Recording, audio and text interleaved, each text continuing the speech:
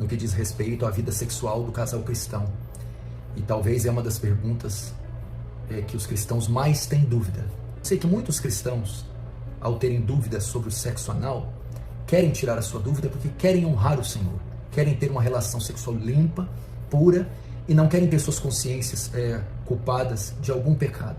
Portanto, a dúvida é legítima. O sexo é algo sagrado criado por Deus e é algo que honra e glorifica a Deus. Uma vai dizer que é uma prática terminantemente pecaminosa. A outra vai dizer que não há amparo nas Escrituras para dizer que é pecado, colocando assim o tema em um grau de dificuldade ainda maior. De Salomão, por exemplo, que vai dizer para se deleitar com os seios da sua mulher. Ele diz que há outras formas de ser usado isso. Ele diz que há partes do corpo que servem também para o prazer sexual. E é diante desse cenário que eu quero trazer a minha resposta.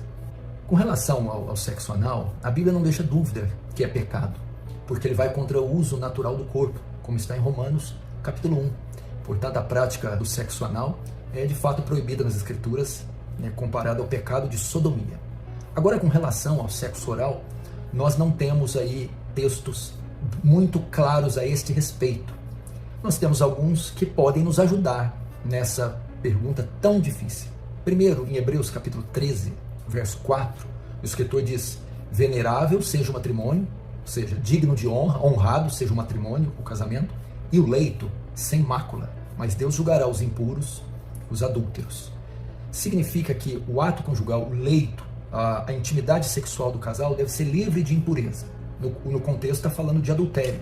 Mas não somente isso. O problema hoje das relações sexuais é que muitos elementos da pornografia, da cultura secular, dessa erotização da sociedade, são inseridos na relação sexual, maculando assim o leito, elementos da pornografia.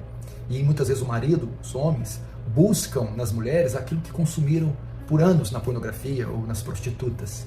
Portanto, o leito conjugal tem que ser guardado dessas impurezas, da profanação e dos elementos da pornografia e da prostituição. Isso é óbvio, envolve o sexo anal. Então aí nós temos a primeira pista para lidar com isso. A relação sexual tem que ser pura.